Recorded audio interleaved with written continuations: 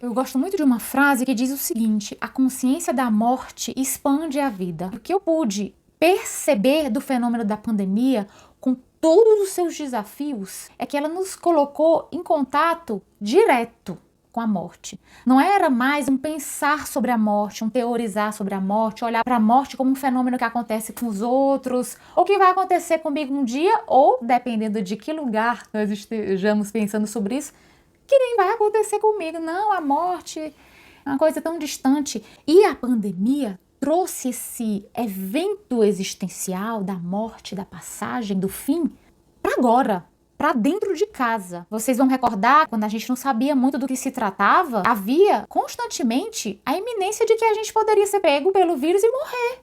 Todo mundo sentiu isso em algum momento, em algum nível. E esse contato, gente, mais profundo, mais direto com a morte, foi revolucionário. Entenda como revolucionário, não como bom nem ruim, mas revolucionário, algo que balançou estruturas muito profundas de o que é prioridade na minha vida, com que relações eu realmente posso contar, onde é de fato a minha casa, em que lugares, em que relações, em que instituições, em que ideias eu me sinto em casa e protegido e alinhado com o meu propósito mais profundo da existência. Descendo isso para o campo mais prático, ela nos colocou mais dentro de casa, mais em contato com os nossos familiares, realçou conflitos que estavam ali subjacentes, mas até então não se falava sobre isso. A convivência, a fricção da intimidade, ter que estar em casa todo dia, trouxe à tona desconfortos. O olhar urgente sobre características de nós mesmos, que até então estavam ali adormecidos. A gente estava se esquivando daquele trabalho interno, de olhar para algumas mudanças de hábitos, de reavaliar alguns projetos de vida. Até que ponto isso que eu tenho acreditado que é meu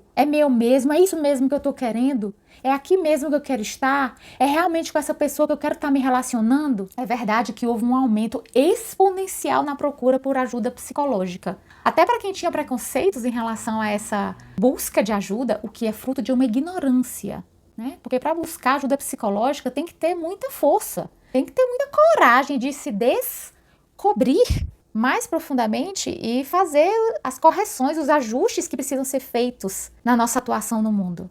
Mas isso só é possível a partir de uma compreensão do que realmente está acontecendo aqui dentro, quais são as minhas carências, quais são os seus medos. Então, é verdade também que muitas adicções que estavam ali também, não, eu não sou viciado em nada, eu domino isso aqui. Na pandemia, dentro de casa, as adicções ganharam um tom de contraste. Não dava mais para negar que determinadas coisas eram vícios. Então, aumentou muito o consumo de bebida alcoólica, aumentou muito o abuso nas relações familiares, a compulsão alimentar, aumentou demais a compulsão nas mídias sociais, até porque a internet era o canal que a gente tinha para funcionar no mundo sem sair de casa. Nossa relação com os aparelhos nessa época da pandemia se potencializou muito, tanto como uma ferramenta de continuar funcionando, como também um lugar de fuga, um lugar de amortecer o enorme desconforto de estar o tempo inteiro em contato com a morte. Ao mesmo tempo que era também esses aparelhos que realçavam essa notícia de que esse contato com a morte era real mesmo.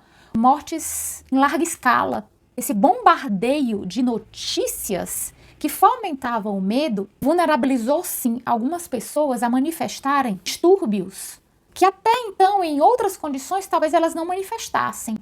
Por exemplo, ansiedade aguda. Pessoas que eram ansiosas e já tinham isso como algo normal. Não, é o jeito dele, é o jeito dela. Teve esse quadro da ansiedade evoluído para a síndrome do pânico, ao ponto de ter iminências de desmaio, pressão na cabeça, mão gelada para sair no portão de casa, depressão também, várias outras manifestações de desequilíbrios psicológicos. É como se a pandemia, gente, tivesse colocado tudo em preto no branco. O que é, o que não é, não é, e o que estava pendurado por um fio se partiu.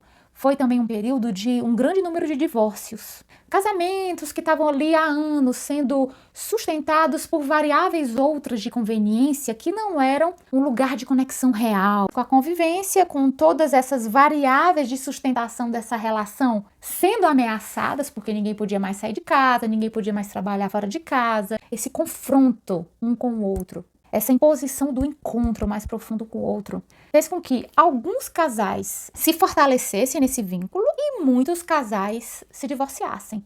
Paradoxalmente, foi também um período de um enorme aumento de gravidez. Estávamos em casa e nem sempre por um movimento de conexão, de um amor profundo, o sexo, assim como outras compulsões, se manifestou como uma via de fuga, de prazer. Assim como teve gente que engordou muito, que emagreceu muito, que ficou viciada mesmo no celular, no computador, no trabalho em casa mesmo, de fazer faxina demais, tudo demais, vários excessos, o sexo também foi uma dessas vias de fuga.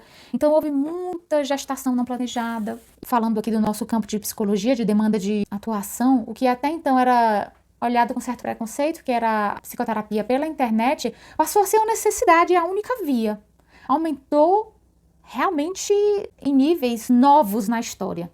Agenda completamente lotada e, dependendo da disponibilidade de cada profissional, o que foi o meu caso, eu me coloquei em emergência mesmo, em plantões. Então foi um período bastante puxado, mas também para quem está alinhado com esse servir através da psicologia, ter podido realizar essa entrega de uma forma muito intensa nesse período. A psicoterapia online passou a ser uma necessidade. Era a única via possível de eu encontrar um lugar de ajuda, um espaço seguro para compartilhar todas as angústias que estavam subindo a partir desse contato mais direto com a morte. E eu sinto que esse preconceito se quebrou muito ao passo de, logo que foi abrindo novamente a possibilidade do presencial, muitas pessoas seguiram na psicoterapia online, encontraram mais conforto, é mais prático, desde que, pelo menos aqui é assim, olha, eu atendo online, desde que você obedeça a todos esses requisitos que eu estou sugerindo para a criação do setting terapêutico em ambiente doméstico. Em outras condições, a gente não vai encontrar a profundidade que nós merecemos aqui. Mas se você atende a todas essas condições, vamos lá e vamos profundo. Foi um portal que se abriu mesmo para a nossa atuação e de forma irreversível. Para nós que podemos alcançar pessoas em qualquer lugar do mundo com a nossa abordagem, e para essas pessoas que muitas vezes está com o tempo um pouco mais corrido e não precisa mais gastar tempo com deslocamento e que de repente pôde sustentar o seu vínculo terapêutico com o seu terapeuta, mesmo que ele tenha se mudado de cidade, que foi o meu caso, ou que o próprio cliente tenha mudado de cidade durante esse período. Então, essa possibilidade do atendimento online foi algo que veio para ficar, assim como veio para ficar em diversas outras áreas de orientação especializada. Esse período da pandemia, gente, ele abriu espaços de experiência muito maiores através do fenômeno da comunicação virtual do que nós poderíamos um dia imaginar. Foi um período difícil, desafiante, com certeza, isso precisa ser legitimado. Eu lembro até na época que eu recebi a instrução de abrir grupos de choro. Era tanto choro no sistema, sem um espaço seguro para escoar, que eu abri grupos de choro. Chorar o luto, chorar a perda, chorar a saudade, chorar o não compreendido até aquele momento. Longe de romantizar esse período, mas sem também olhar para ele de uma forma polar como uma coisa absolutamente ruim, porque não foi para algumas pessoas, mas legitimando o lugar de perda, de dor profunda sentida por outras. Um fenômeno, é como um furacão. O furacão é bom ou ruim?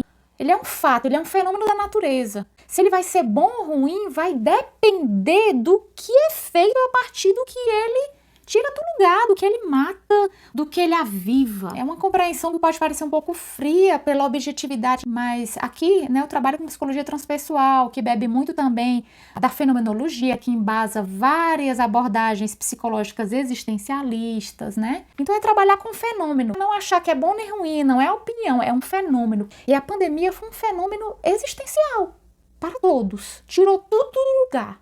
Isso não é bom nem ruim.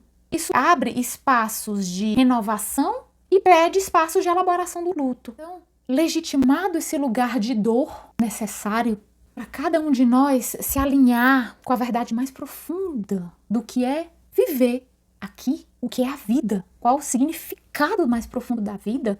Se eu estou alinhado com o que o meu coração, a minha consciência diz para realizar, foi um período, gente, em que muita gente deu viradas de chave que elas não podiam um dia ousar imaginar. Pessoas que trabalhavam em bancos, que tinham cargos seguros, né? Que a segurança não existe, é uma ilusão mesmo, aí dá um outro vídeo. Mas que se aventuraram por questões financeiras mesmo, pelo desespero de não ter dinheiro para pagar as contas, que continuaram correndo. Pessoas que se aventuraram em desbravar territórios de atuação profissional, às vezes totalmente alheios à imagem que ela tinha delas mesmas. Então, pessoas em banco que foram para a cozinha, descobriram receitas. Eu vi um caso aqui de um rapaz que com a esposa alugou um trailer e foi viajar. Ficou sem casa, foi morar no trailer com a esposa. E isso foi tomando um encaminhamento tão grande que ele abriu uma empresa de aluguel de trailers. Isso é só um exemplo de inúmeros exemplos que eu escutei aqui, de pessoas sendo impelidas por uma necessidade a visitarem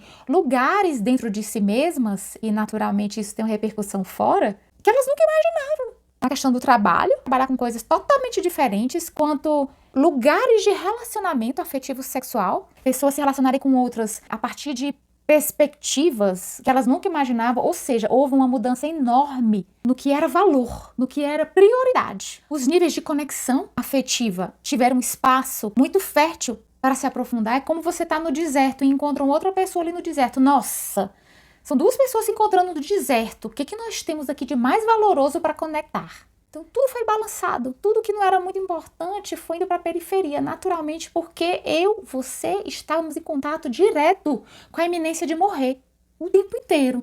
E isso potencializou a necessidade de sobrevivência. Sobrevivência física, sobrevivência material, sobrevivência emocional, mas também uma conexão com o propósito mais profundo da vida. Esse é um tema muito amplo, muito complexo. Em 20 minutinhos não vai dar para abordar tudo o que talvez possa ser abordado em relação aos desdobramentos desse fenômeno da existência que foi a pandemia. Mas o que eu sinto de essencial aqui é que o número de pessoas que se voltaram para dentro, para a necessidade de autoconhecimento, aumentou exponencialmente. De pessoas que realmente utilizaram essa fenda de dor para ultrapassarem os próprios limites, para realmente adentrar espaços mais profundos da sua existência. Em resumo, o autoconhecimento passou a ser percebido como uma necessidade existencial e não como luxo. Eu vou ali fazer terapia, porque isso e aquilo. Não. Então, muitas pessoas que chegaram aqui por demandas pontuais, Alice, eu estou desesperado por isso, por aquilo, me ajuda. Permanecer em terapia, mesmo com essas demandas pontuais resolvidas ou encaminhadas. Permaneceram porque descobriram que a vida é mais. A partir desse contato direto com a morte, eu descobri uma vida com V maiúsculo. Eu descobri o valor de acordar. Eu sei que esse vídeo, gente, pode parecer um tanto abstrato, um tanto filosófico. O que é a abordagem transpessoal? É uma abordagem que se apresenta no momento em que você está entre a vida e a morte. É uma sede, é uma fome existencial pelo porquê maior da vida. Para além da pessoa, por isso que é transpessoal, para além de mim. O que sou eu aqui nesse mundo? O que sou eu aqui me conectando com as pessoas? Como é que tá a minha conexão comigo mesma? Eu tô com saudade de mim? Eu tô fiel à minha verdade? Eu tô me traindo? Porque se eu estiver me traindo, vai acontecer traição fora. E se eu estiver sendo fiel a mim, provavelmente eu vou encontrar espaços que me possibilitem experienciar essa fidelidade com os meus valores, com o meu trabalho, esse alinhamento que me faz respeitar a minha própria vida, respeitar o meu próprio lugar no mundo. E através do propósito de vida, através do meu trabalho, seja qual for o trabalho, o psicólogo, o lixeiro, o cozinheiro, o educador físico, o professor, inspirar as pessoas a vida com V maiúsculo. E não a sobrevida. É tocar o lugar, o fato de que essa experiência de vida dentro desse aparelho tão sofisticado é uma experiência de passagem, independente de a priori religiosos. É uma matéria sujeita ao tempo, é uma matéria que me permite sentir, saborear, respirar, experienciar. E que tem um tempo. Tem um tempo, é um fato, tem um tempo. Em algum momento, todos nós, sem exceção, vamos fechar os olhos. E nesse momento a gente precisa estar com os olhos internos bem abertos. O que é o olho interno aberto? É a consciência. É o brilho da consciência que me mantém vivo para além de quaisquer condições. É o brilho da consciência. É aquela, por exemplo, que mesmo quando a gente está com o corpo físico dormindo, diz, nossa, eu sei que eu estou sonhando. Mas como? Eu estou dormindo, mas eu sei que eu estou sonhando.